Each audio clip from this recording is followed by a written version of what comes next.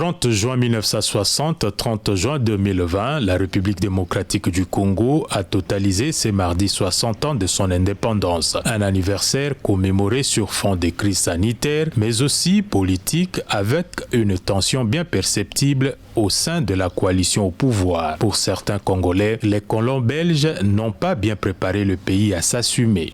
Le passé du pays a été tellement piégé par les colonisateurs, à telle enseigne qu'ils n'ont jamais voulu que nous soyons réellement indépendants. Il n'y a qu'à penser aux accords que les chefs indigènes avaient conclus avec Stanley en 1884.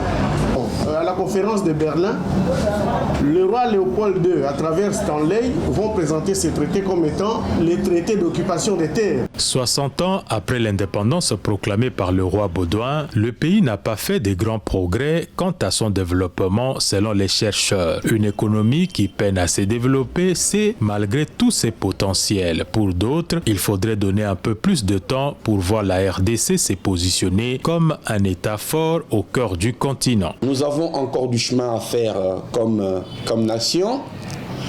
Il n'y a pas de quoi désespérer parce qu'aujourd'hui, les grandes nations, les nations du monde, se sont construites sur bien plus longtemps que 60 ans.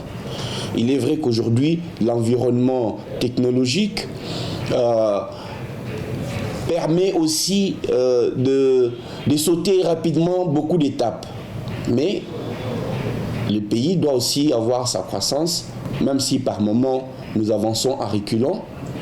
Et je suis sûr que nous allons tout de même avancer. Au 60e anniversaire de l'indépendance du pays, le chef de l'État, Félix Tshisekedi, qui s'est adressé à la nation à la veille de cette date anniversaire, a élevé Joseph Kasavubu au rang des héros nationaux. Le premier président de l'histoire du pays, qui a régné de 1960 à 1965, est ainsi honoré pour son combat pour l'indépendance, mais aussi pour son intégrité morale.